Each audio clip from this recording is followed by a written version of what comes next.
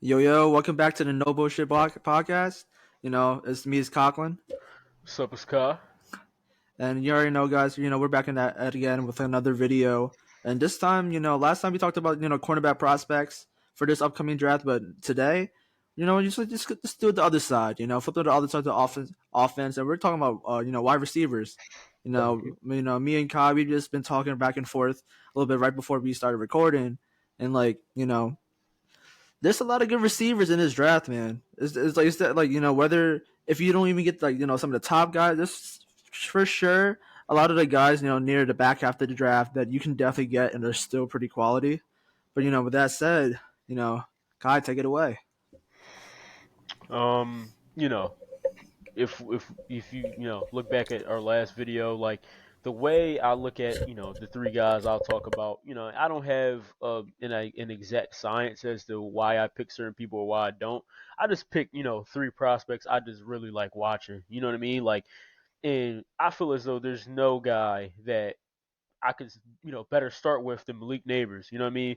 Me being an LSU fan, it was a treat to be able to watch number 8, bro. Like, he was giving me shades of OBJ and Jamar Chase and, like that lineage of, great LSU wide receivers. And I believe he's the next guy next.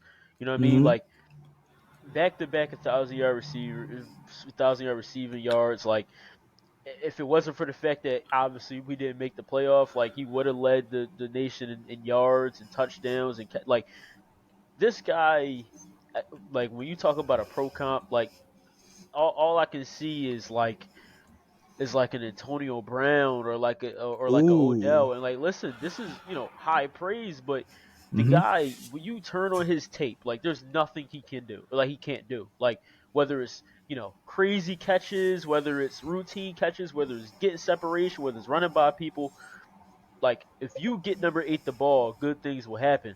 You know what I mean? Like, and the craziest part about it is, bro, like him and Jaden Daniels weren't really on the same page for like the front half of the season. Like it was a lot of times where he would have very quiet games, and it's mainly because like the chemistry wasn't there. But once they got that chemistry, bro, it was like it caught fire. Like it was just bomb after 70-yard slant to the house. Like he's a big play wide receiver. I know everybody talks about Marvin Harrison Jr. rightfully so, but I believe Malik Neighbors is in that conversation. Like if he came out last year, he would have been the first wide receiver taken easy.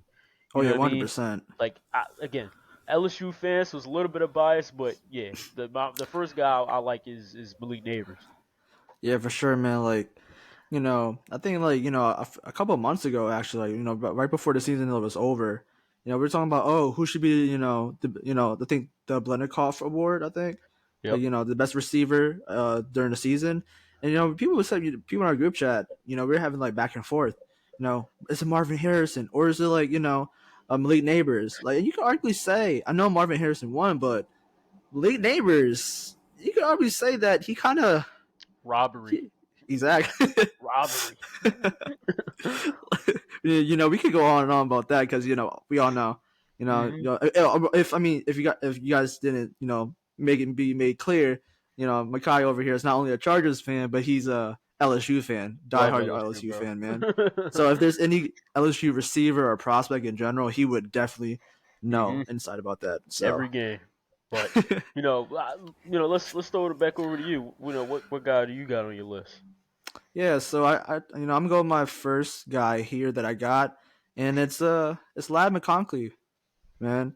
Talking about a receiver from Georgia, where people, when they look at Georgia, they be like, and they look on the offense, there's like, oh, Brock Bowers, that's it, right? And obviously, yes, Brock Bowers is definitely the number one target, definitely like the highlight of the whole offense and everything. But people gotta remember when this man Brock Bowers went down, who did they go to? They Hmm. went to Lad McConkey, man.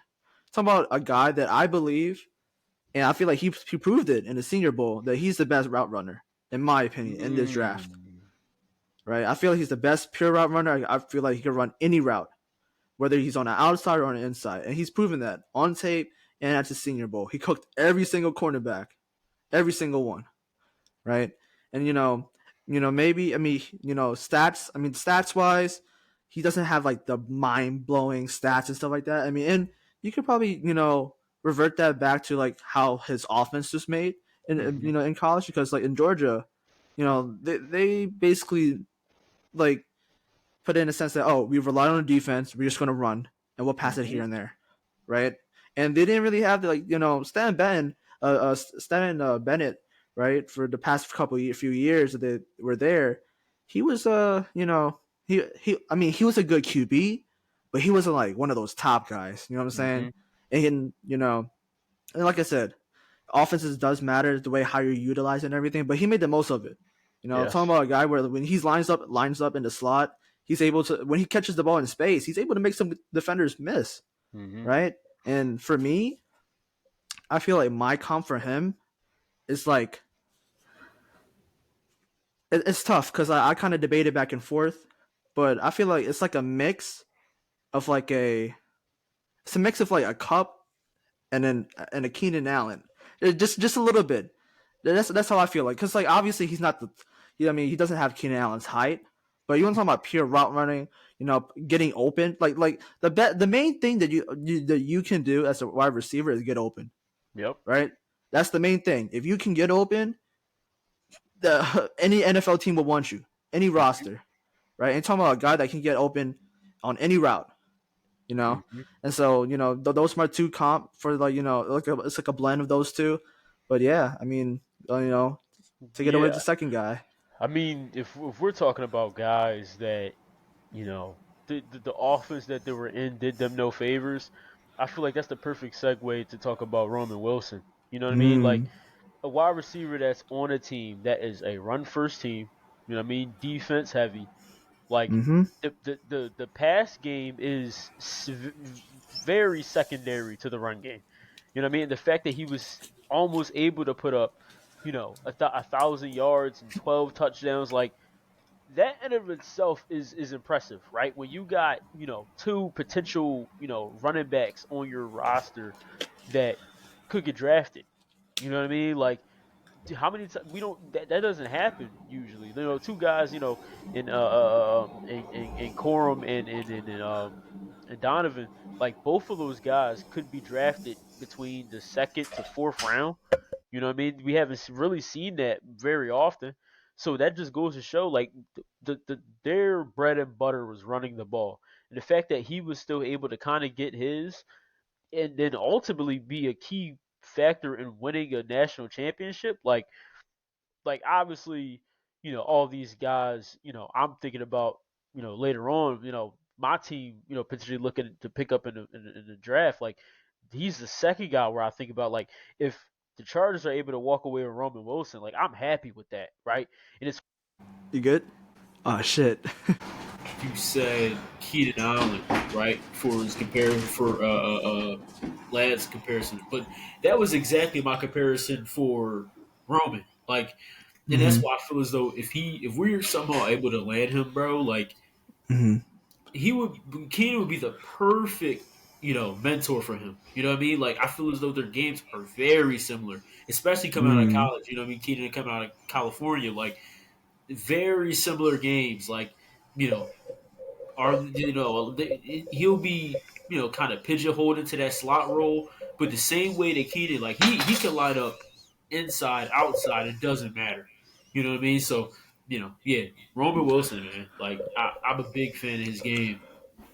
Yeah, man. Like, what's it called? You talking about like a guy that, like, you're LSU fans. So you pay attention to like a lot of LSU games.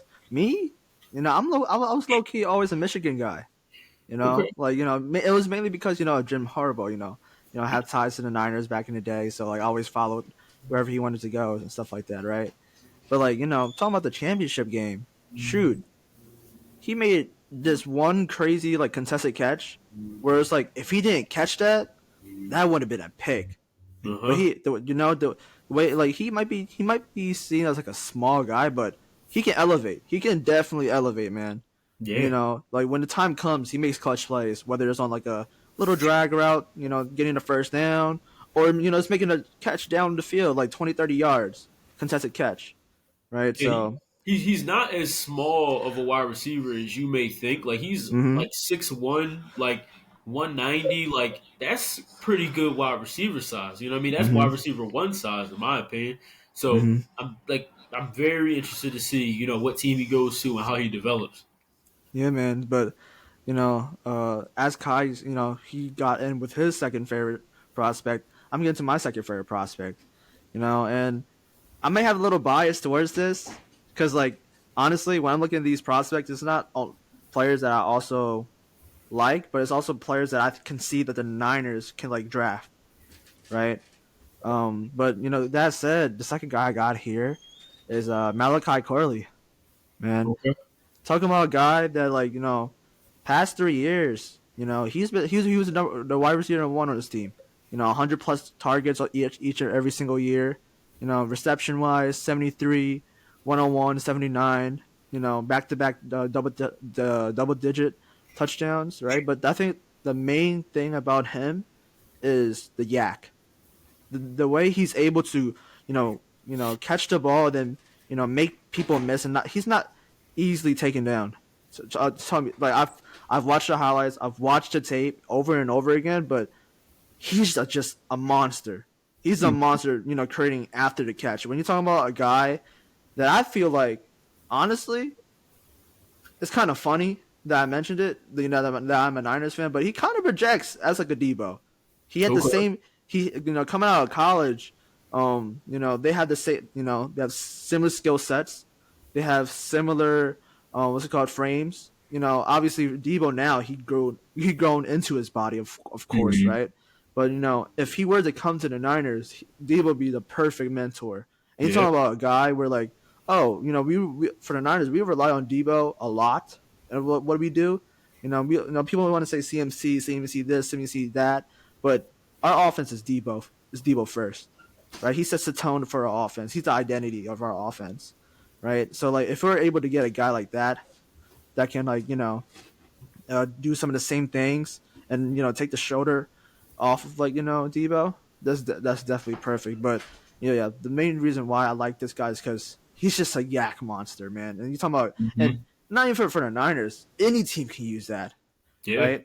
Like I'm talking about like a guy like, I feel like another team that could definitely use him is like a it's definitely like a what's it called? I'm not gonna lie.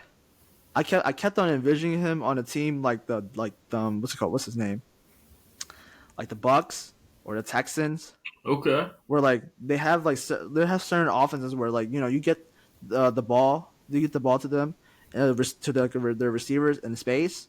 They'll Hmm. definitely make plays. It would be interesting, especially with the Bucks, where like Mike Evans, he's heading to free agency, so you don't know what's going to go Yeah. on with that.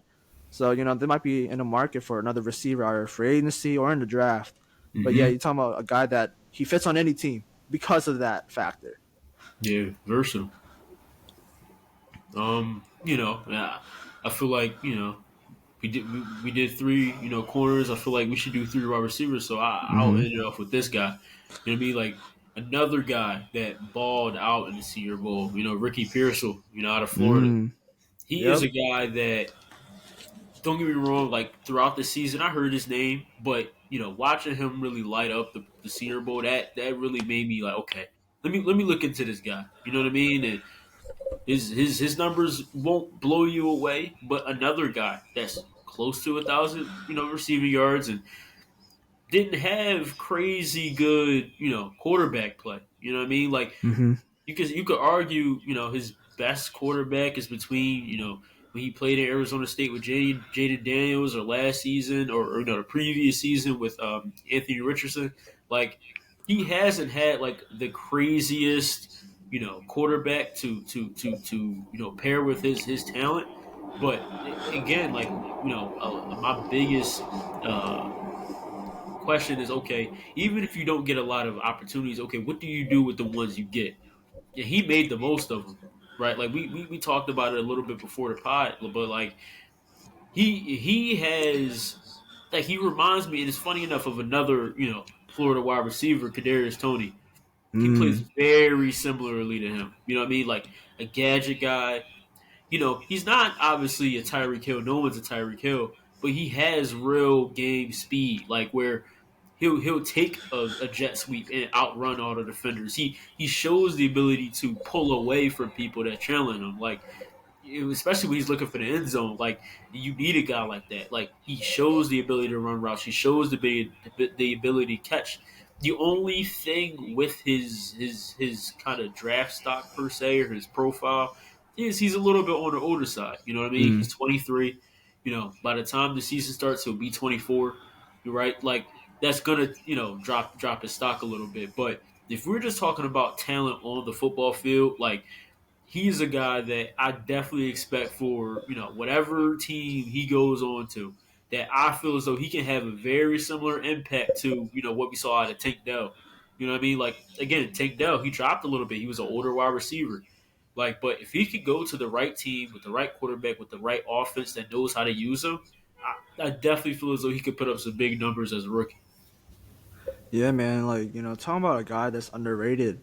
You know, the guy that I'm talking about here is he's from USC, and no, it's not Brendan Rice. It's not Brendan Rice, right? But a guy that I really like, and like Brendan Rice is good, but I feel like the one guy that who stood out to me was Taj Washington, man. You're talking about a guy that he kind of has a small build, 5'9", 5'10", right? But he's reliable. He's a reliable playmaker. Talking about a guy who on 62 targets, he caught 59 balls. Mm-hmm. He only dropped 3, right? And I feel like over his earlier in his career, he faced with like problems like dropping the ball, stuff like that, right? But over like the last 2 seasons, I'd say he definitely got a lot better with that, right? And yes, it does help to shoulder away the targets, where like you got a guy like a Brendan Rice, right, to like shoulder some of the targets, and like it makes it easier for you, right? But when you go 59 out of 62 of catching the ball, that's pretty impressive, man. Yeah. You're right. Talking about a guy that not only is he's not your ordinary slot guy that's like, oh, he's just gonna run a route, get the ball, get down. He has speed on him, man. Yeah. Like he has speed. Like Real when speed. when you're talking about a guy that's able to be put into place as like a special teamer, like punt returner or kick returner. Yeah, he has the ability to to make some magic happen, man. And I feel like the perfect comp for him, and that was why it's taking me a little bit long to figure out who should I make this comp for this person, right?